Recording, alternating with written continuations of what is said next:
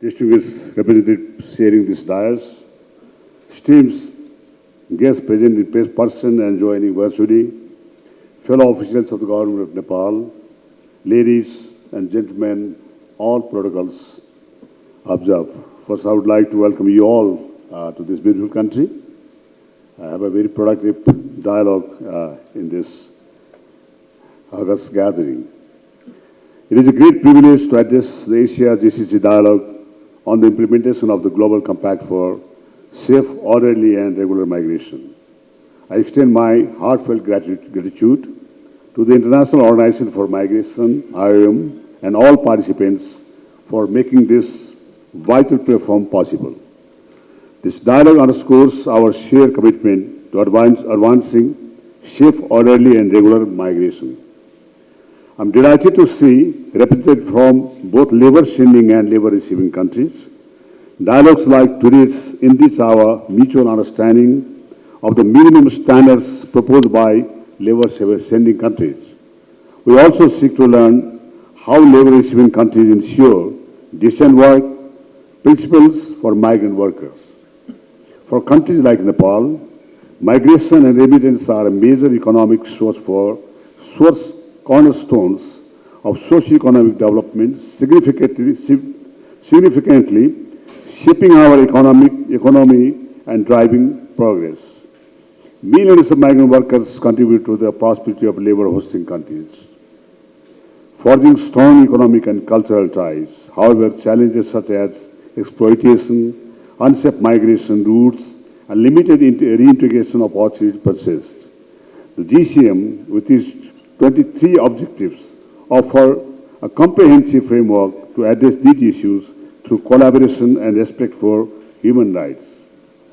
We urge all labor-hosting countries to adopt these GCM standards, treating migrants as partners in development rather than mere labor. At the 113th International Labour Conference, many participants advocated for improved labour conditions and the protection of migrant workers' basic human rights. Nepal stands firmly for the welfare of our migrant workers, including establishing minimum benchmarks for those working abroad. Nepal is committed to protecting migrants' human rights in line with international standards. Although we have mandated social security coverage for our outbound migrant workers, ensuring access to pensions and benefits upon their return, but we are still in need to establish a continued contribution to our social security schemes. Our reintegration program leverages returning skill and capital through social and economic initiatives at our local levels. From next fiscal year, we are extending our program coverage to all 753 local levels. It is the time we need to establish a clear pathway how this return is integrated economically, socially. We also call on GCC countries to uphold minimum human rights standards, including access to healthcare and effective grievances mechanisms. GCM Objective 18 emphasizes investment in skill development and the mutual recognition of skills, qualifications, and competencies to enhance skill-based migration. Nepal's national policy reflects our commitment to sending skilled and highly skilled workers for foreign employment. I propose an Asia-GCC skills recognition framework to facilitate labor mobility and reduce de-skilling. Nepal's recently restructured National Academy of Vocational Training is leading this effort and fostering partnership for dual certification. If possible, we request GCC countries to invest in training programs tailored to their labor market needs. Like other labor-sending countries, Nepal is combating exploitation and fraud. Our people face risks such as debt traps, and digital traps.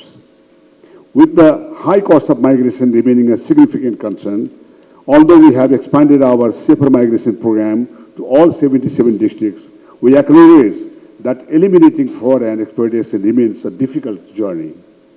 Nepal adopts a zero-tolerance policy towards fraudulent agencies and is committed to taking strict action against them. We propose the establishment of a Asia GCC task force to regulate recruitment agencies and eliminate exploitative practices, ensuring ethical migration corridors. While we value remittance, our people and families face significant socio-economic challenges. The social cost of overseas employment is very high, and economically, we grapple with low production and productivity. From a long-term perspective, addressing these challenges is critical for Nepal's sustainable development. Nepal is actually acutely aware of the vulnerabilities migrants face during crisis, as seen in the recent Iran-Israel tensions. We have launched the Samsansar portal and mobile application featuring geolocation tracking for rapid response and coordination with our embassies. A permanent interministerial committee has also been formed to address future crises. On this occasion, I extend my gratitude to our friend India for supporting the evacuation of Nepali workers from Iran. Let's help each other and support each other. We're learning from global experience and reintegration models such as Korea's approach in the 1960s, Switzerland's transformation, Bangladesh's focus on garment sector, and India's reverse migration initiatives. I firmly believe that countries with significant youth migration require an immediate attention. For reintegration, Nepal is rolling out a program to utilize returned skill in productive sectors like agriculture, industry, and tourism. Inspired by Korea's support for returnees, we seek GCC collaboration to establish a joint reintegration funds to empower returnees as agents of development. In my view, it is the time to propose actionable steps with our friends in labor-receiving countries. Establish an Asia GCC migration task force to align policies on recruitment, wages, and right protection, ensuring GCM compliance. Launch a joint skill and data initiative to develop interoperable labor market systems and skills certification programs tailored to GCC needs. Commit to annual dialogues to monitor progress and address emerging challenges, including the needs of female migrants and technological disruption. Excellencies and distinguished guests, Nepal views migration as a pathway to shared prosperity. Our workers in GCC countries are not merely laborers, but masters of our shared values. The GCM is our collective promise to ensure their journey are safe, dignified, and rewarding. Let us, as Asia and GCC partners, lead with compassion and cooperation, building migration systems that uphold human dignity and drive sustainable development. I look forward to detailed discussion ahead. Together we can create a future where every migrant is valued, protected, and empowered. Thank you very much.